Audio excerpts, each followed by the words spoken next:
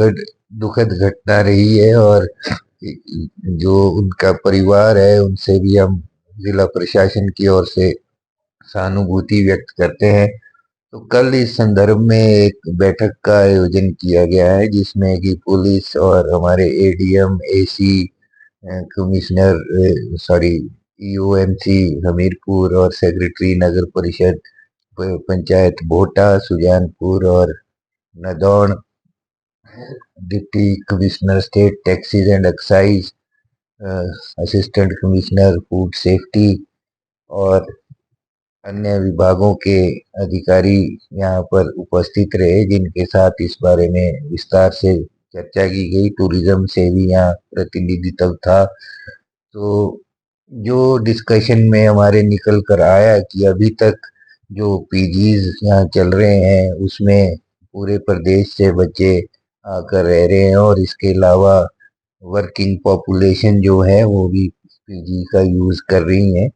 तो अभी तक कोई इसको रेगुलेट करने का कोई स्टीक यहाँ सिस्टम नहीं बना है। तो चर्चा के उपरांत ये निकल कर आया कि जो हमारा एमसीज है, चाहे वो म्यूनिसिपल काउंसिल है या म्यूनिसिपल कमेटी है, वो अपने बायलॉज इस बारे में तैयार करेंगे, जिसमें टाउन एंड कंट्री प्लानर भी कल जो हमारी बैठक में उपस्थित थे वो सहयोग करेंगे, अन्य विभाग भी इसमें सहयोग करेंगे। और उन बायलॉज के माध्यम से ये सुनिश्चित किया जाएगा कि जो भी जिस भी भवन में पीजी चल रहा है या चलाना प्रस्तावित है वो सुरक्षा के सभी मानकों को पूरा करते हैं। उसमें फायर सर्विसेज की भी मदद ली जाएगी, प्रशासन, पुलिस सबके सहयोग से। और जो असिस्टेंट कमिश्नर फूड सेफ्टी है वो उसमें खाने का जो परोसा जाता है उसकी गुणवत्ता का भी ध्यान रखेंगे।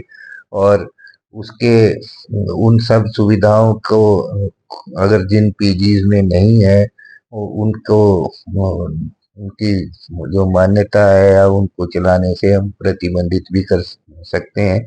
और इन बायलॉज को बनाने में सभी विभाग अपना सहयोग करेंगे। जो बैठक में चर्चा पर पाया गया कि मोहाली और बेंगलुरु में ऐसे कुछ बायलॉज बनाए गए हैं जहाँ पर काफी मात्रा में पेइंग गेस्ट हाउसेस चल रहे हैं, तो उनका भी अध्ययन किया जाएगा। और जो अ, सभी तौर से सभी तरीकों से जो भवन इसके लिए उपयुक्त है वहीं पर हम इनको अ, ऐसे पीजी चलाने की मान्यता देंगे।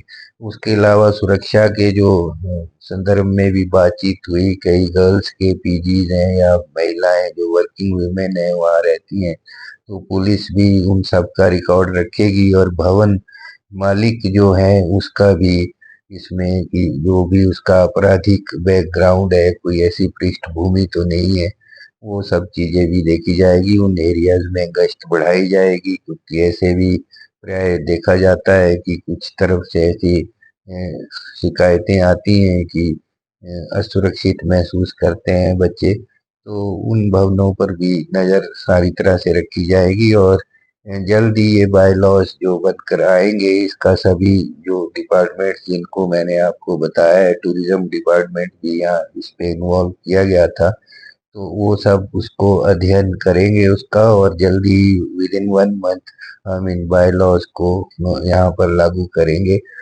यहाँ ये भी चर्चा की गई कि हम कोई बहुत ज्यादा ऐसा, क्योंकि शिक्षा का हब है, कोचिंग सेंटर्स यहाँ काफी ज्यादा है हमीरपुर में, तो ऐसा हम किसी भवन मालिक को भी परेशान नहीं करना चाहते, क्योंकि सुविधाएं बच्चों को मिल रही है। परंतु यहाँ ये ज्यादा महत्वपूर्ण है कि जो बेसिक सुविधाएं हैं वो जरूर वहाँ उपलब्ध हो, ताकि जो रहने वाले हैं, चाहे वो इनमेट्स हैं, चाहे वो बच्चे हैं, चाहे वर्किंग पॉपुलेशन है, मैन है, वीमेन है, उन सबको मूलभूत सुविधाएं वहाँ पर मिले। और बहुत ज्यादा उसके जो कि व्यावसायिक दर, अर्ध व्यावसायिक हम कह सकते हैं, व्यावसायिक प्रयोग इसको semi commercial use of residential building है, तो उसके ऊपर किस तरह से कूड़े का एकत्र जो door to door garbage collection करते हैं उसका शुल्क क्या होना चाहिए, पानी, बिजली, भवन का अगर अर्ध व्यावसायिक उपयोग हो रहा है तो वहां पर आने जाने का रास्ता और वहां के सुरक्षा मानक, एग्जिट जो एंट्री है एग्जिट है, या बीच में आने जाने के लिए रास्ता कितना है, ओपन स्पेस कितनी है, ये सारा कुछ ध्यान में रख के बायलॉज को अंतिम रूप दिया जाना प्रस्तावित है।